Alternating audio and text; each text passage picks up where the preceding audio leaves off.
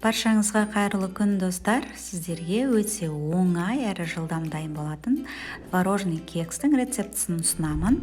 Видеоны толық көру үшін каналға тіркеліп, лайк басып, пікір қалдырып, қоңыраушаны басып қоюды ұмытпаңыз.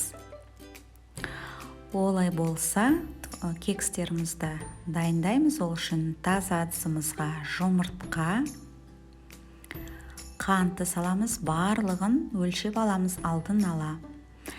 Және де миксердің ақырын жылдамдығынан бастай отырып, біздің массамыз 2-3 есе ұлғайғанша жақсылап миксерлейміз.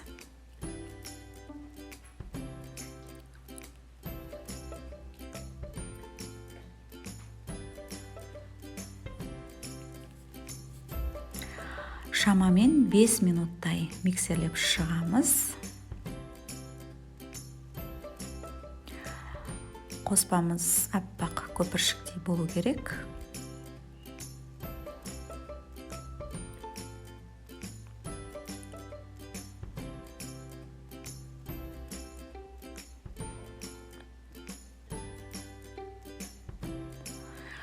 Мінеге жақсылап миксерлеп алдық. Келесіде творогымызды саламыз. Яғни сүзбемізді үстіне ерітілген сары майды құямыз. Екеуін бірге жақсылап араластырамыз. Миксермен шайқаймыз.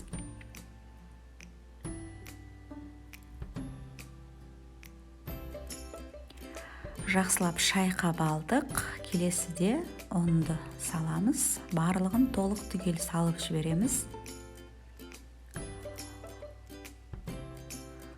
Жақсылап араластырамыз.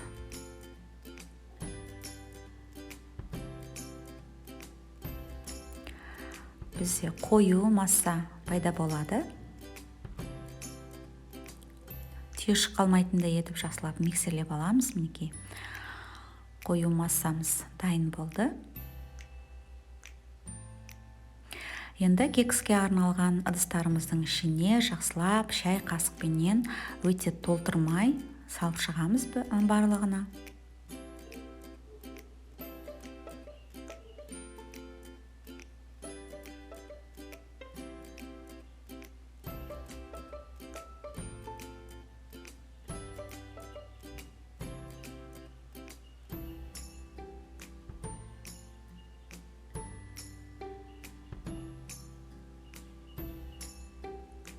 Ал енді, достар, ортасына кез келген жидекті қолдансаңыздар болады. Менде қатырылған шие. Үстіне барлығына бірдей салып шығамыз.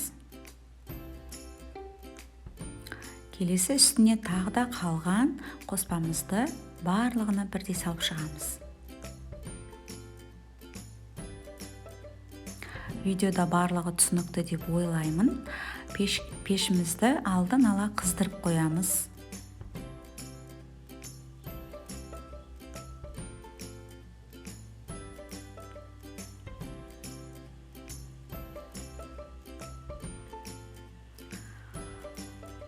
Бетіне миндальный слайси салып шығамыз. Бұл әрине сәндік үшін. Қолдансаңыздар да, қолданбасаңыздар да өз еріктеріңіз.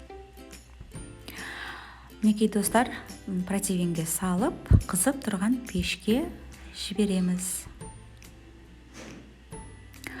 Мінекей, достар, біздің творожный кекстарымыз дайын болды.